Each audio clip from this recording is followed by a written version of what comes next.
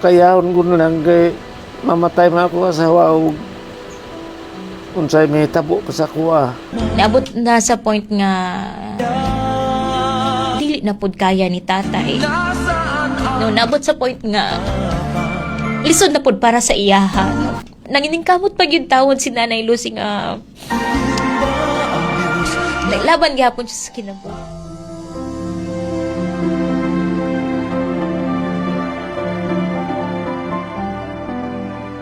Sa matag adlaw nga musubang, adunay usa ka amahan nga dili makapahulay. Dili tungod kay gusto niya nga maglakaw og layo, dili tungod kay naa siya'y laing pangandoy.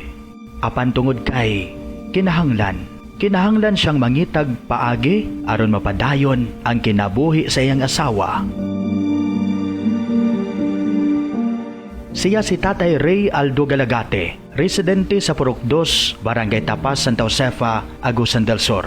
Matag adlaw, iyang lakaw usa ka pakigbisog aron mangita og kwarta nga ikapalit sa oxygen nga gikinahanglan sa iyang asawa nga si Nanay Lucy Galagate. Igado ko kayo kay kada adlaw 1,000 na ang tubil sa oxygen. Nga sa karon wala na gito kay magduha na ka tuig nga sige kog tubil sa oxygen. Para makabalotay ang tanan, unsay sinugdanan no sa sakit ni nanay. Sa primero, kuan naman na pneumonia. Okay. Tapos do napasagdan kay abi man niya kung normal nga ubo. Pag pa-check up namon sa doktor, nahimo na siya nga bronchitis. Antod sa ulihin naglala, nahimo ng asma. Ya, pag namon sa Tagum sa Regional Hospital, kuha na siya, COPD. Lala na nga pneumonia. Okay. Ang iyang dibati, daot na gidaw iyang baga. Sulod na sa pipila ka tuig, oxygen na ang nagasumpay sa kinabuhi ni Nanay Lucy. Ang hangin nga para sa kadaghanan, libre og walay bayad. Alang kang Nanay Lucy, kinahanglan kining paliton. Og dili kini basta-basta nga gasto. Matag tangke sa oxygen, limitado lamang ang oras sa paggamit. Sa dihang mahurot kini, kinahanglan na usab mangitag pamaagi si Tatay Ray aron makapalit og bag-ong supply. Mo ganito na ingon ko sa doktor nga dapat dok kay wala man nadala ning oxygen na bili na siya dire nga magawas mi hospital nga kanang wala na say oxygen dok. Ingon sa doktor dili na siya pwede tay kay mao na gid na iyang kinabuhi ang oxygen kay daot na gid iyang baga. Buot pasabot ang oxygen mao na karon ang nagdala sa iyang kinabuhi. Oo, mao na gid na iyang nagdala sa iyang kinabuhi. Na ang kwan sa doktor nga magpalit og aircon, i-aircon daw ang balay kay para kinanglan siya bugnaw nga kwan kanang Palibot. oo. Kaya og init murag maghapuon siya. Basta labi karon nga init ang panahon. Mag-init pud na iyang kwan hangakon daw siya. Yan sa pag aircon nga naputlan man gani kung kuryente. Karon wala may kuryente karon tay. Wala na serious lang ko sa akong anak kay naputlan mi kuryente, wala naman ko kubayad kay kada kwan hospital. Ya pag uli pinisingan sa tubil-tubil sa oxygen tag 1,000 adlaw. Oo. So wala na mo nakaatiman sa inyong kuryente tungod kay ginagasto pang oxygen ni nanay kada adlaw. So maunay nakapabugat sa inyong sitwasyon karon tay. Bugat Na mo gasto tag 1,000 para lang masumpayan ang kinabuhi ni nanay.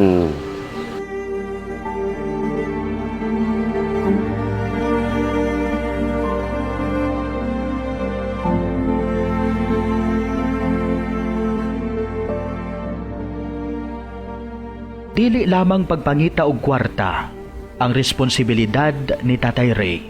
Sa ilang panimalay, siya usab ang nagdala sa adlaw-adlaw nga mga buluhaton.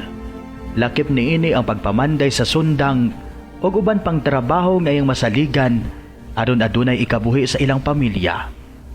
Ang matag 5 o matag piso nga iyang madawat adunay padulngan, pagkaon, mga panginhanglanon sa panimalay, ug labaw sa tanan, oxygen para kay Nanay Lucy. Kuan man kanang magbuntag dili ko hangakon pagka ingani oras hangak na antod mag alas 6 sa gabi. Muna akong bati kung kanang adlaw na pag magabi ipod na apod hangak ni hapon kanang abot-abot lang kanang ga pangita akong utok usay kaya pagpa-hospital namo dito sa regional nga anak man ng doktor nga kaning oxygen sumpay na dyan ko nagsa akong kinabuhi ni motong na kuan ko makuratan mapuga nga sabi ay dili ni dyan makakayong ni.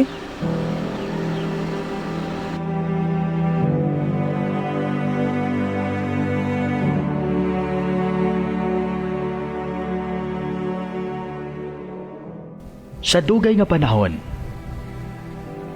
ilang gisaligan ang ilang kaugalingong kusog. Gibaligya ang unsay mahimong ibaligya. Gipangita ang bisan unsang trabaho nga mahimo. Gihimo ang tanan nga paagi aron dili maputol ang gisaligan nga oxygen. Apan sa paglabay sa panahon, nahurot na usab ang ilang mga kapanguhaan. O karon, wala na gyud sila'y laing makuhaan. Maluoy ko siya kay say moral dili ginawa. Yang mahitabo ako nang ampuan. Salamat lang sa buhi nga Dios nga nasa naga paminaw sa akong mga pag-ampo.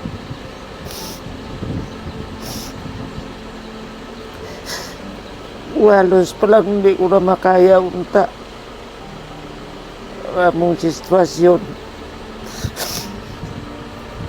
Pero kayaon ko na lang kay mamatay man ako asawa o unsay may tabo pa sa kuha ng mga hospital ko.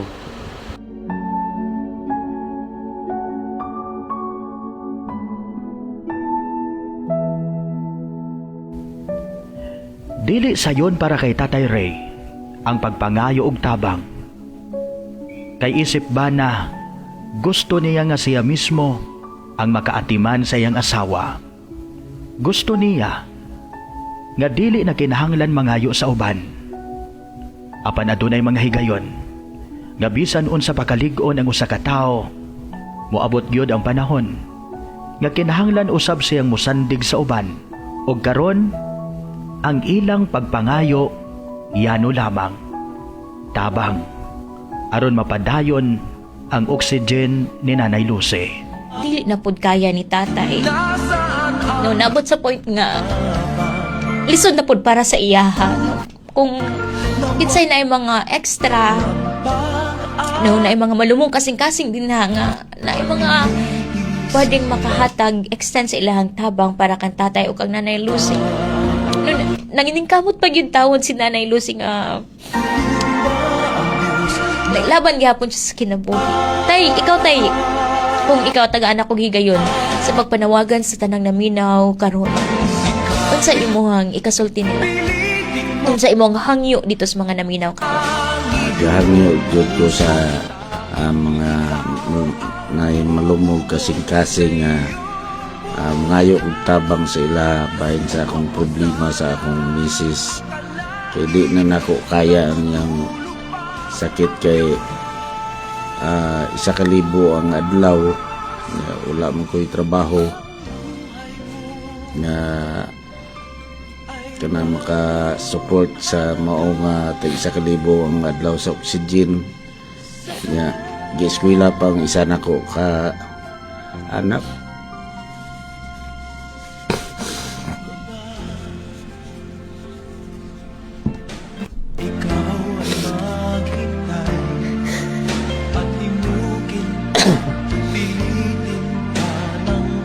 Kitsa man ang maluoy ginako ngayon tabang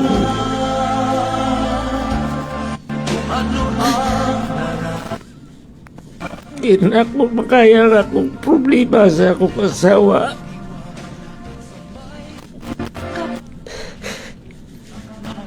Usahay magbilar kong panday og sundang aron lang ang kapod sa problema sa akong asawa sa oxygen, pero di yun ako makaya kaya ako raman isa magpanday. Ako wala nga sa mga kaigsunan nga kinsa to'y malumuog kasing-kasing bala din nagmay lang basta dako na para sa amo. O Ginoo lang po nang makabalo sa ila po.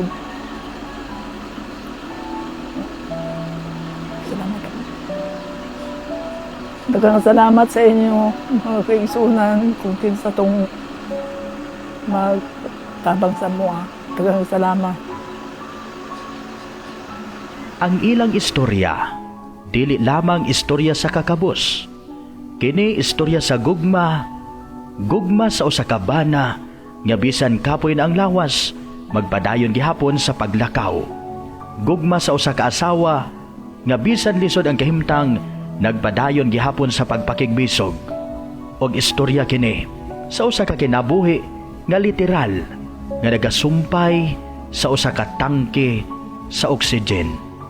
Kasamtangan padayon nga nagahangyo ang pamilya Galagate sa mga taong adunay malumong kasing-kasing aron nga pagatabangan sila sa ilang matag adlaw nga panginahanglan.